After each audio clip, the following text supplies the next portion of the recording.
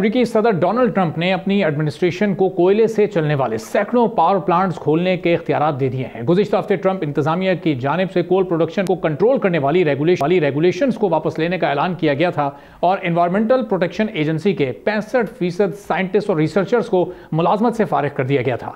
अमेरिकी energy information administration के मुताबिक साल 2000 में अमेरिका की कोयले से बिजली की पैदावार तकरीबन 50% के करीब थी, जो अब कम होकर सिर्फ 16% पर आ गई है। नेचुरल गैस, न्यूक्लियर और रिन्यूएबल सोर्सेज से एनर्जी की प्रोडक्शन में नुमाया इजाफा हुआ है।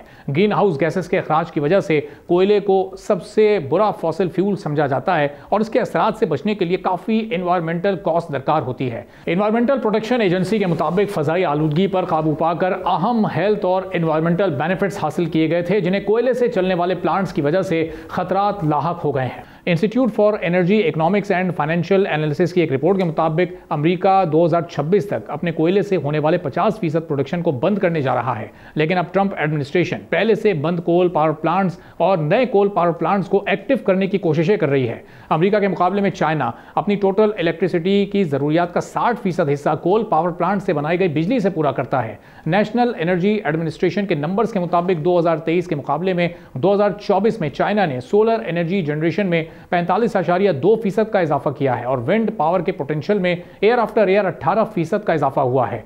चाइना इस वक्त रिन्यूएबल एनर्जी प्रोडक्शन वाले ममालिक की फहरिस्त में पहले नंबर पर मौजूद है।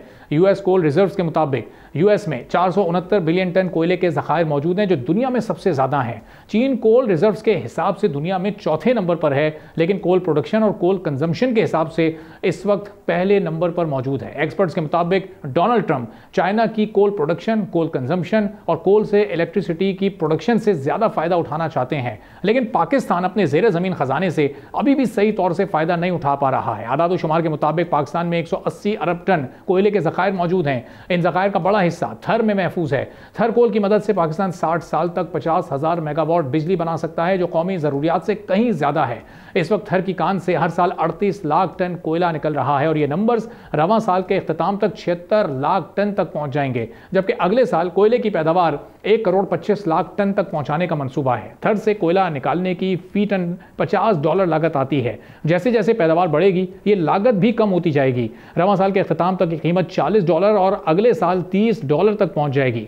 इसी तरह पाकिस्तान मकामी कोयला अपने बिजली घरों में इस्तेमाल करके सालाना अरबों डॉलर की बचत कर सकता है। माहिरीन के मुताबिक थर के कोयले से बनी बिजली की लागत 18 रुपए फी यूनिट है, लेकिन जब थर से वसी पैमाने पर कोयला निकलने लगेगा तो ये लागत मजीद कम हो सकती है और 10 रुपए फी यूनिट तक भी जा सकती है। जबकि इस वक्त बिजली घरों में दरामदी कोयले से 30 रुपए फी यूनिट के हिसाब से बिजली बन रही है। दुनिया भर में तरक्की याफ्ता ममालिक इस वक्त कोयले से बिजली बनाकर अरबों डॉलर बचा रहे हैं। अमेरिका, चाइना की हमने अभी ऊपर बात की, फिर India, Japan, Indonesia, Russia, Germany, Poland और दीगर ममालिक में 6000 से जायद कोयले से चलने वाले बिजली घर काम कर रहे हैं। फिर क्या वजह है कि हम इस ब्लैक गोल्ड से फायदा उठाने में अभी तक नाकाम है? क्या संजीदगी नहीं है, हमारी विल नहीं है, इंटेंशन नहीं है, या अवेयरनेस इशू है क्या?